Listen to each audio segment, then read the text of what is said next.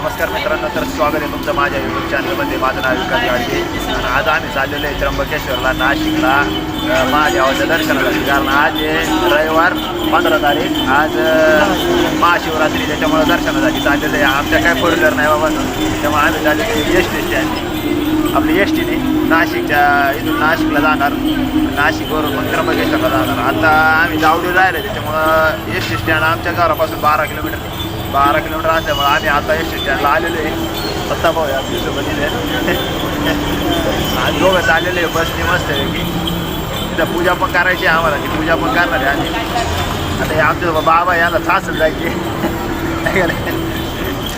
ही बस येते, त्याच्यामुळे वाट बघतो आम्ही. हे महामंडळाची बस बंद पडली तिथे, काम चालू आहे तिथे. चालू पण झाली वाटते. नाशिकला पाठवायची माहिती. हां, शिवशाही आलेली इथं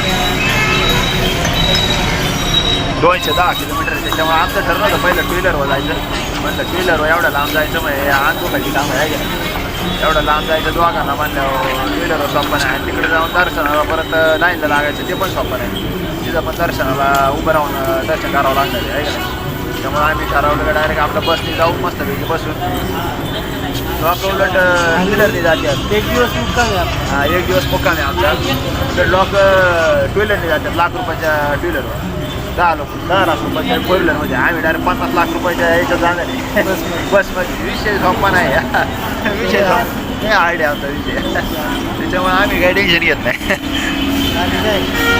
आली वाटते.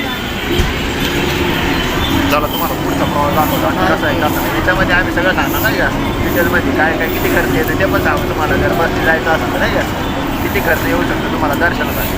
आमच्या इथं 210 किलोमीटर आहे. बघू आता आहे ना, आळे फाट्याला आलेले आहे आम्ही आता नाही का. कमीत कमी 1-2 तासाचा प्रवास करून पुढं आलेले आहे. लई गर्दी होती, आता गर्दी कमी झालेली आहे. आम्हाला कमीत कमी नारायणगावच्या मागं असं नाव जागा भेटलेली बसायला. म्हणजे काय 20 किलोमीटरचं उभं राहूनच एवढी गर्दी होती. तर ते शेट झोपलेले. आता 210 किलोमीटर म्हणजे कमीत कमी राहिलं. आता वाजलेले 11 वाजलेले. 2 वाजत नाही आपल्याला. 2 वाजता पोचू आपण. मग तिथे गेलं तुम्हाला सांगू आपण कुठं जाणार आहे, कुठं काय राहणार आहे, कसं काय विषय काय नाही काय. बसने बार डॉक्टर जाऊन झाले, डॉक्टर तू काय. चला दाखव तुम्हाला पुढचा प्रवास कसा आहे कसा. आळे फाट्याच्या पुढं थांबलेले सगळे बस स्थानक इथं छोटंसं इथं नाही का, हॉटेल गुरुदेव पैसे ते थांबलेले. हे सगळे गेले जेवायला. अजून पैसे काय जेवायचं काय माहिती. हा, जेवायचा काही विषय नाही इथं. फुकट काय भेटणार नाही. बस स्टँडवाली माहिती तुम्ही तुमचं पदर खावा खायचं असं तर इथं काय फुकट नाही. गेलेली आता परत 116 किलोमीटर राहिलेले इथून. काय थोडं राहिले, 2-2.5 तासाचा प्रवास आहे का नाही. मग तिथं पोचू. चल बाहेर आता काय इथं. आता ये जाऊन परत बस इथं बसायचं कोणतरी शीट आहे का नाही. शीट धरून ठेव इथं, तू ये फटकेन जाऊन. आम्ही आलेलो नाशिक स्टेशनला. आमचा प्रॉब्लेम झाला, आम्हाला 2 किलोमीटर आधीच उतरायचं होतं. परत 2 किलोमीटर मागे जायला लागेल. सगळ्यांनी भुजबळ साहेबांना आमची विनंती आहे जरा ते थोडं जरा बस स्टँडकडे लक्ष द्या जरा. तुमचं नाव बी इथं, पण काय नाशिक एवढं मोठं शहर असून तिथं फार काहीच नाही. हा, स्वच्छताची पण सोय नाही. लय घाण. तर तेवढं लक्ष द्या, आमची विनंती आहे तुम्हाला. तेवढं तुम्ही एवढे मोठे नाशिकचे नेते आहे का नाही. चला आता जाऊ आपण, बघू रिक्षा बघू. आता रिक्षाने जाऊ परत 2 किलोमीटर मागं CBSला. तिथून त्र्यंबकेश्वरला बस त्र्यंबकेश्वरच्या बाईकायची. म्हणजे त्र्यंबकेश्वरला येण्यासाठी कधी 2 बस चेंज करावं लागते आमच्या बस. एक खेडवरून ते नाशिकवरून त्र्यंबकेश्वरला, म्हणजे मध्ये एक रिक्षाने यावं लागतं मध्ये. आणि आता परत रिक्षाने जावं लागते. पण आम्ही थांबलेले आता आलेले बघा इथं खाली कामाने. बाहेरचा परिसर आहे मंदिराच्या बाहेरचा असा.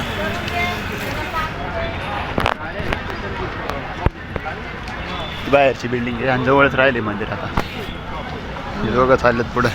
इथं आम्हाला ओळखीचा माणूस भेटलाय, त्याचं दत्ता बोलते.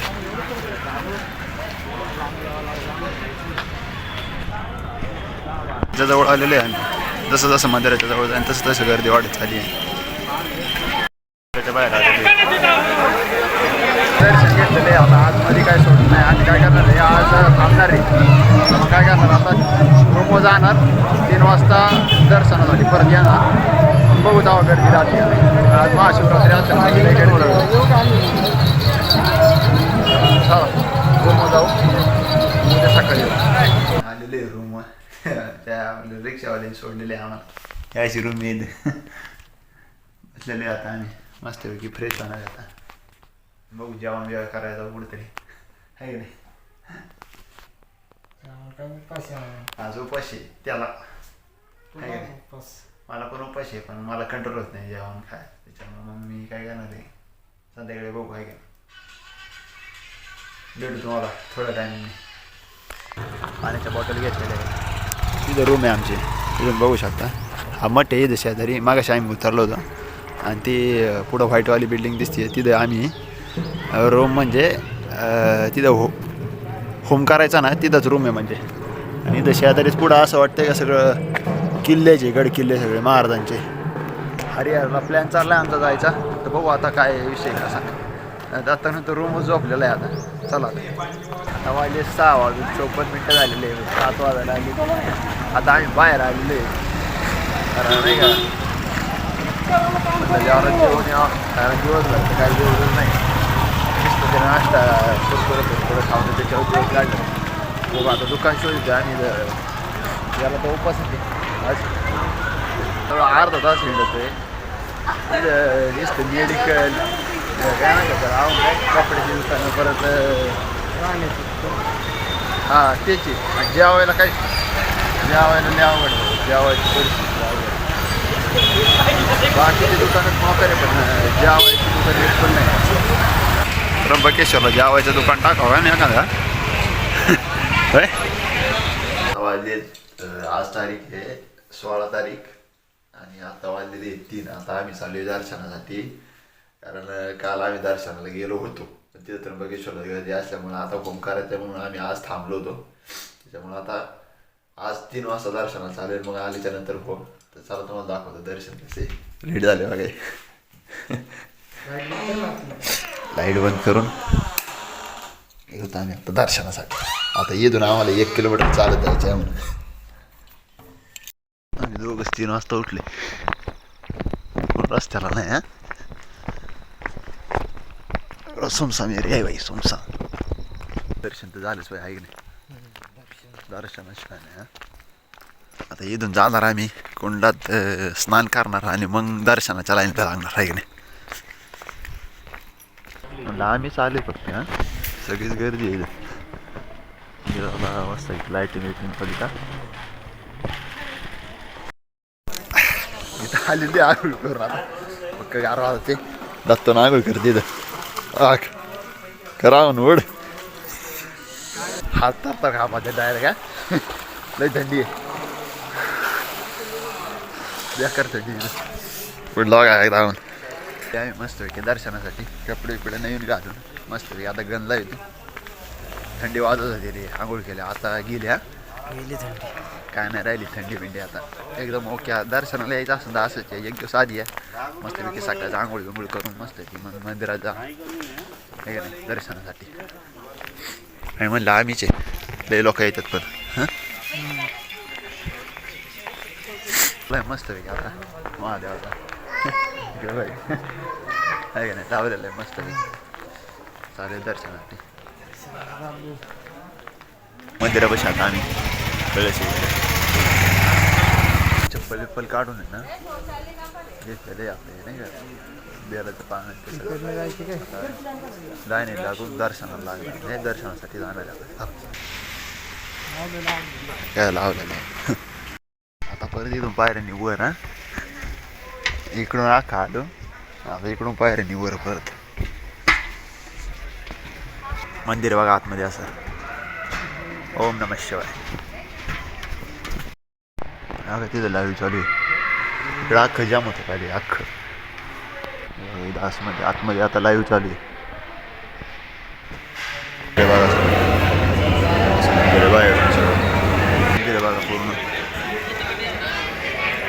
काम पण चालू आहे. आतमध्ये फोटो बिटो काढून देत नाही काही.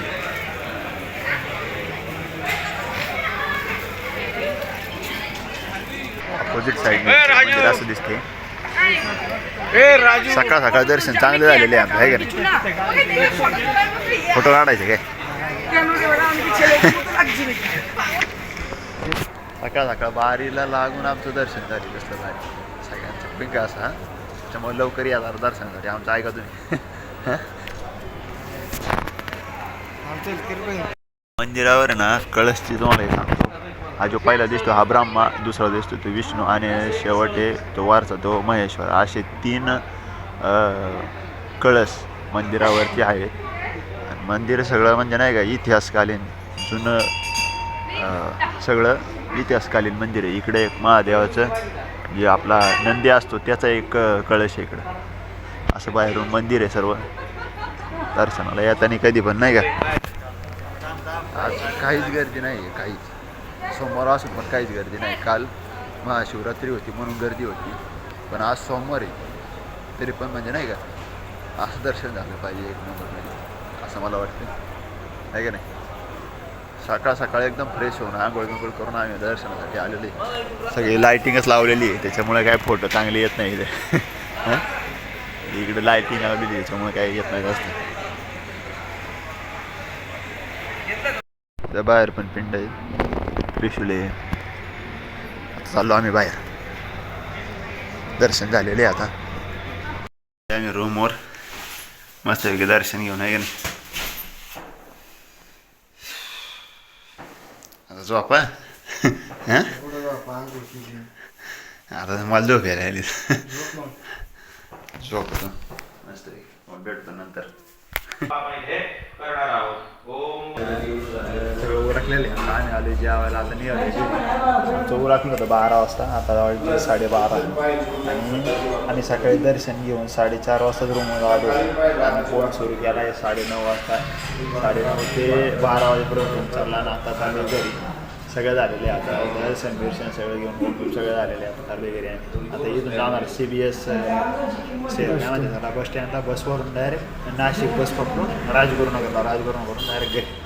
मला आता वाजले 6. आता आम्ही आहे ना इथं जवळ हॉटेल आहे आळे पाटीलच्या शेजारी थांबलेले आहे. तिथं बस थांबतात. जास्त लांबचा प्रवास असेल तर स्टॉप घेण्यासाठी थांबतात. येतात भाऊ खाते आईस्क्रीम. इकडं बघ. हां ते हॉटेल आहे थांबलेले. आम्ही किती वाजता कमीत कमी 3:30 वाजता निघालो असं. 3-3:30 वाजता.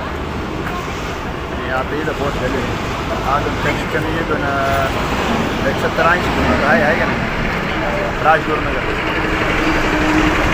ही बस चालली ते आमची ही बस आहे. ही बस निघाली. आताशी आलो इथं. ही AC रूम आहे. ही AC बस आहे. आम्ही म्हणजे पहिलं आता जाताना गेलो इकडं त्र्यंबकेश्वरला. तेवढं लालपरी होती आपण नाही का. मोकार डॉक्टर दुखत होतं. त्याच्यात काय नाही डॉक्टर दुखत होतं. AC रूम आहे मस्त होती नाही का. काही प्रॉब्लेम नाही आहे बसमध्ये. आईस्क्रीम काय घ्या का आला आईस्क्रीम. आईस्क्रीम खा वर द्या. मित्रांनो आता आम्ही खेडमध्ये आलेलो आहे. तुम्हाला काळा अंधार येत असेल कारण आता फोनची बॅटरी फक्त 5% राहिलेली आहे. इकडून जाताना 210 किलोमीटर, तिकडून येताना 210 म्हणजे 420 किलोमीटर अशा आम्ही त्र्यंबकेश्वरला जाऊन आलेलो आहे. त्यात खर्चाचा विषय असा राहिला तर 2-1 हजार रुपये खर्च येईन भाऊ नाही का. जायला बघ बसनी सांगतो बरं का आम्ही. आमच्यापासून 210 किलोमीटर बसनी जायचं सांगतोय आम्ही. इथून नाशिकला जायला कमीत कमी एकाचं नाही म्हणलं तरी AC बस तर 450. आणि नॉर्मल लाल परीचं किती आहे 350 रुपये असं एकच आहे. तिथून तुम्हाला रिक्षा घेऊन परत दुसऱ्या बस स्टँडला CBSला जावं लागणार. CBSवरून परत त्र्यंबकेश्वरचं भाडं 100 रुपये तिथून. मग ते रूम बिम काय घेतलं तुम्ही जर त्याचा वेगळा खर्च सगळं असं. जेवायचा वेगळा खर्च. हा फक्त तुम्हाला ट्रॅव्हलिंगचा खर्च सांगा नाही का. असा विषय आहे. जायचं असेल तर नक्की तर त्र्यंबकेश्वरला काय आपलं यानी बसनी. जर ब्लॉग आवडला असेल तर लाईक करा, शेअर करा, सबस्क्राईब करायला विसरू नका.